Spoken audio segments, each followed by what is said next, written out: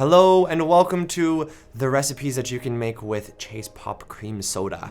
Okay, there's a few here. One of my favorite ones, and all of the recipes that I do are really easy. There's usually only 2 or 3 ingredients because for myself, I like to eat very simply, and I also find that if I combine too many ingredients into one thing, something might trigger an upset digestion.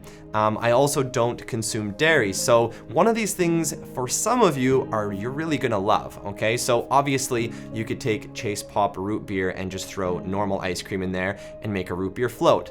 Or you can make one that is a little bit different, okay?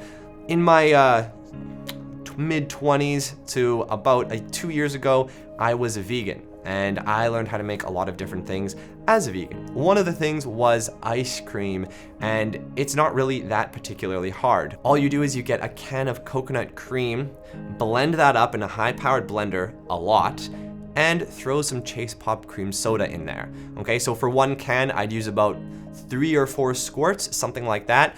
For some of you, you might be too strong, so test it, obviously, and add more, because once you start drinking ChasePop quite a bit and eating it, you can get a little bit heavy-handed just with anything. It's kind of like salt, right? You can get used to it, and you just like a little bit more, but this one is a really, really nice flavor combination with that, okay? So you don't want this to become super frozen solid because it is gonna freeze solid. So you just wanna get it pretty frozen, okay? So you gotta kind of watch over it. But when you throw it in the freezer, you let it sit for like maybe an hour, 45 minutes, and then take a scoop out of it and put it into the ChasePop root beer. And you've got this like 0 trigger of anything, 0 sugar, keto if you're keto, any of those things.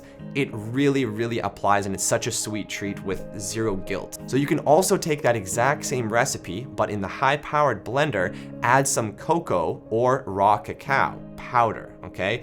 All you need per can is about 2 or 3 tablespoons or so, and if you throw that in there with the ChasePop cream soda, you now have a really, really healthy, really refreshing, and really nice, just kind of a chocolate pudding, okay? Is it exactly like chocolate pudding? No, it's not exactly like chocolate pudding.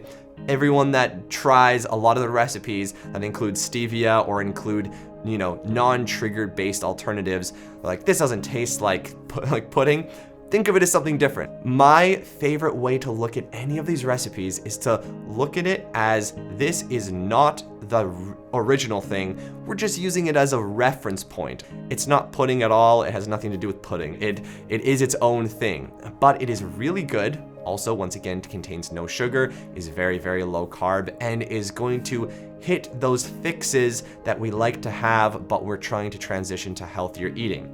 Some of you, this might be more or less relevant for, but you know, in today's day and age, people are really trying to take care of themselves. So I hope that these recipes apply to you. See you in the next video.